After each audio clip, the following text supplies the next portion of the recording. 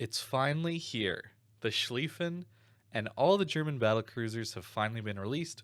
It is patch 10.11, and there's a few interesting things in this patch, but for me, it really came down to the final release of the German Battlecruisers. These things are a ton of fun, and I think if you're at all interested in brawling or pushing or secondaries, that kind of thing, you're going to love these ships. So I personally have Lucian's already on here, and I think that's where he's going to stay, just because you can see I've already played a match in the Schlieffen. I just couldn't wait, but it's a ton of fun already. Of course, with the New Year's update, we're getting a Dockyard again. So we have the Marlborough?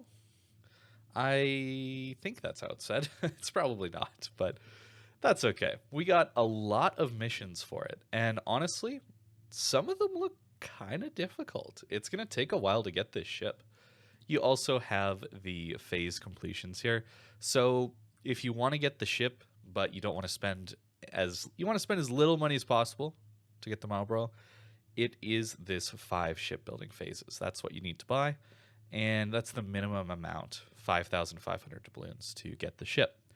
Now, you do have to buy these cheaper bundles or these discounted bundles near the start. I forget exactly how long they're available, but if you know you're going to get the ship eventually, you probably want to get these, although that does add some sunk cost fallacy potential for you if you decide you don't want the ship later on, or you get really busy over Christmas, that kind of thing.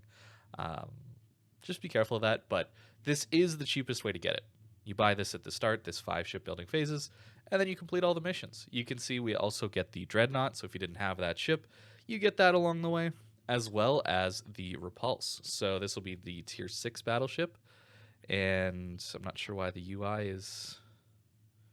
There we go. It's Tier 6 battleship, Battlecruiser, so we'll see how that one plays, but of course you're competing with the Warspite for a British premium Tier 6 battleship, which is a very good ship, so I'm not sure how good the Repulse is going to be, but you get it alongside the Marlborough and the Dreadnought. So you get a few premium ships, and you get a lot of resources along the way. So that's kind of nice. The dockyards are always interesting to build. We'll see what they look like in the final build video. Those things are always really cool to watch. The art team does a really good job of putting those things together. Now, really quick, I should just show you these combat missions for the Dockyard. Initially, it's not too bad. Keep in mind the ones that have a completion reward of a shipbuilding phase are the required ones. You only need to complete 6 in total of these to finish this mission, the first set, but you do have to complete the ones with the shipbuilding phase as part of that if you want to progress and finally get the Marlborough. Now, the ones that really get a little bit insane in terms of just required playtime are farther towards the end, of course. We see some missions where it's 50,000 base XP, and that takes a while to get. Certain damage requirements as well starting to creep up there a little bit. So some of these later ones are going to take you a while. 24 million HP of potential damage. Probably fire up a game in your Kremlin, take off all the concealment, and just stay bow in at the back of the map and hope a Minotaur division shoots at you or something like that.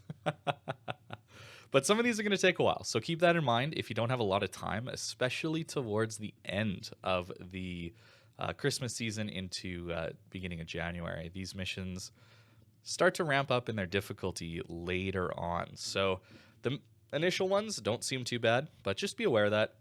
It's not the easiest thing to complete just because there's more missions as well. The Marlborough is farther along in the reward set. We've had, I think, a steady increase in the amount of shipbuilding phases you need to get just to get the ship. We are getting 2 premiums in this one, but you can see we're already up to 32. In the past, I believe it was around 20 or 23, so quite a few more phases, quite a few more missions to get through. So just keep that in mind before you go buying that initial starter pack. Something else, if you haven't been keeping up with it, you can actually get a free tier 6 premium here just by completing this mission chain. It's available for another 13 days at the time of recording this. So, you know, it's going to be a up-tiered Julio Cesar in the Russian tree. I don't know how good that's going to be, but yeah, the Julio is basically a tier 6 at tier 5. So we'll see what this up-tiered version looks like. But again, you can get it for free just by completing these missions, which is pretty cool. So if you haven't been paying attention to that, maybe take a look at that. It's pretty good. Super ships are still here, of course. You can play them in ranked. The random battles testing, that is not in this patch. I talked about that a little earlier in the week, but that is something that is coming at a future patch. So we get a little bit of a break. We get a little bit of time before that comes in, but if you watched my video on that dev blog, you'll know what I think about that. Not looking forward to it. Let's just say that. Something you do want to be on top of this year is finishing at least, I'd say, your tier 10 snowflakes, probably tier 9 as well, but keep in mind that the tier 10 ones give you some currency here, which is going to be traded for New Year's or Santa gift containers. So those are the ones that we talked about that are going to drop potentially rare ships. It's very unlikely, but they'll drop some rare ships. So the more tier 10s you have, the more you play. You really just have to play a single game since it's win any battle type or 300 base XP. So if you're on the losing team, you're probably going to get more than 300 base XP if you played the match. So just play a game in each one and you're going to get that currency. Tier 9s are going to give you some steel, right? So if you're low on steel or you're looking to grind up some steel, that's a really good one to go for. As you go down, tier 8s, right, they're also going to give you the steel. Tier 7s, I believe we're starting to get into the coal territory. So depending on the resource you're looking for, take a look at some of your higher and mid-tier ships, and you're going to get some pretty decent rewards just for playing them over the Christmas season. Submarine tweaks have been put into the game as well with this patch. It results in the torpedoes just homing in on the ping location without considering the lead that it takes to hit the ship as much. So what that basically means is that torpedoes aren't going to home in to where you're going to be. They're homing in on where you are now. So it's going to allow the torpedoes to curve around islands a little easier. I'm sure, like myself, a lot of you have been trying to play around islands when there's a submarine around because you just barely put your momentum towards an island or behind an island, and the torpedoes will curve and hit the island. And it's been a great strategy to deal with the homing torpedoes, and it looks like they're trying to change that. However, it's not a necessarily bad change or a change that's going to be incredibly hurtful, at least for the surface ship players, since the homing is going to be something that is less strong. So it's going to be a little easier to dodge the torpedoes. And at the same time, removing the sonar ping effect no longer affects the accuracy of the torpedoes just because they're not homing in on where you're going to be. They're going to where you are. This is a bit confusing, and I don't think it was particularly well explained in the update notes, but I'm sure we'll get you onto it as we play more matches. But basically, Wargaming is trying to make the submarine gameplay less punishing for the submarine player playing around islands and in islands. And it's trying to, I think, also make the game less frustrating for the surface ship player. That seems to be what Wargaming is trying to say in the submarine tweak section of this new update. Maybe go read it for yourself. I found it a little bit confusing. It's possible that I'm just tired because I'm recording this in the morning and I haven't maybe quite woken up yet and not comprehending it exactly right. But if that's true and they're trying to make the game more fun to play for both parties, that's a win in my book. There are also some free bundles in the Armory that you can take a look at. The Christmas preparations. Some of them are going to be Santa's gifts. You're going to get those for free as long as you log in and click on this page. I suppose you could access it from the web too. If you didn't know, you can go to Wargaming's website and click the Armory tab at the very top, and as long as you're logged in, you can get to this screen and click things without actually booting up the game if you're away or you don't feel like playing a match, something like that, but you still want to see if you can collect the sound as gift. That's an easy way to do that. There's been an addition of a new Dutch commander, and his focus is on the demo expert and focus fire training for your AA. So he's going to be for 35,000 coal, and realistically, it's basically the doubloon cost commander, except you can buy them for coal now. So if you didn't want to put doubloons into the system, you can get them for coal. And if you already had the doubloons or paying version, you can get a second one if you want another Dutch commander with these special abilities on a different ship. So nice to see that some of the special commanders are around for some of the newer lines.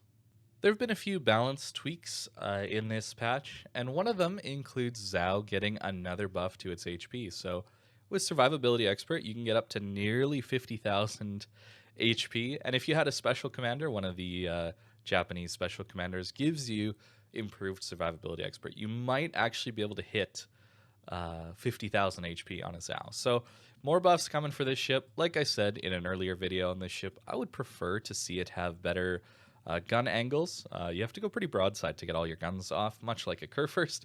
Not that extreme, but much like a Kurfurst, it's difficult to make use of all the firepower on the Zhao without giving too much broadside. Same with the torpedoes. I'd love to see them buff the angles to be a little bit easier to use, and maybe something like the Atago deck armor, giving it 41 millimeter deck armor. That would be interesting as well, allowing it to be a little bit tankier, a little more of a heavy cruiser, right? But some buffs for Zhao is always nice to see, since the ship doesn't really get played all that much by myself or really anybody. There have also been some updates to the sound settings, so you might want to go in and take a look and see that there's some new presets as well as just custom, which you can continue with the presets and different adjustments you've made.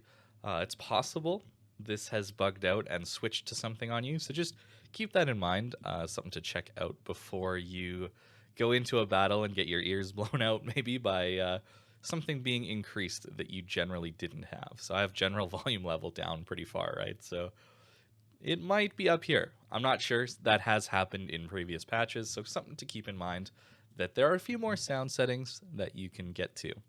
There's more in this patch that I can't show you, like the New Year's gift containers. Those are coming later this week on Friday. There's going to be a new collection. Sorry, I just had to look at the notes. There's new collections coming. There are also a few campaigns. There's a new campaign coming as well, much like some of the other Christmas campaigns. It gives you some tier 6 camouflages, permanent camouflages for different ships. I believe, yeah, it's here for the Ismail, the Fubuki, the Weser, and looks like there's one for the Dutch tier 6 cruiser as well. So lots of stuff to do over this Christmas season. I think that the major things you're going to want to do in this patch are play your tier 10s, 9s, tier 8s, tier 7s. Play any of those ships you like just to get the free currency for playing the ship. It's always useful to get some of those harder to get currencies like steel if you're trying to save up for a nice ship like Bourgogne or something like that. The other thing is the Dockyard. I'm not sure if it's going to be worth it. We'll have to see what the Marlborough looks like.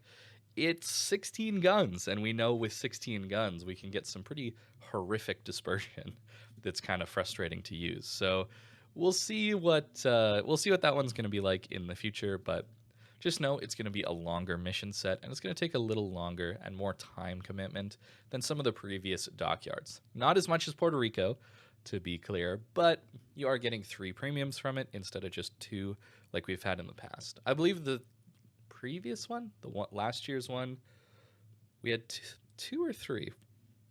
I can't actually remember. I feel like we've had 3 premiums before in a Dockyard. They're just increasing the number of phases we need to do. All in all, it looks like an interesting patch, and the main thing for me, of course, is going to be the Schlieffen is finally released. So this is going to be the one I'm going to be playing a lot. I've had a lot of fun in it already, just in the one match I've played. So that is patch 10.11, the New Year's update, the Christmas update. Hope you guys enjoy, have a great holiday season, and remember, it's random drop rate on those Christmas crates. I would definitely recommend spending the money up front to get the ship you want instead of gambling on some loot boxes. Anyways, that's about it. Hope you guys have a great rest of your day.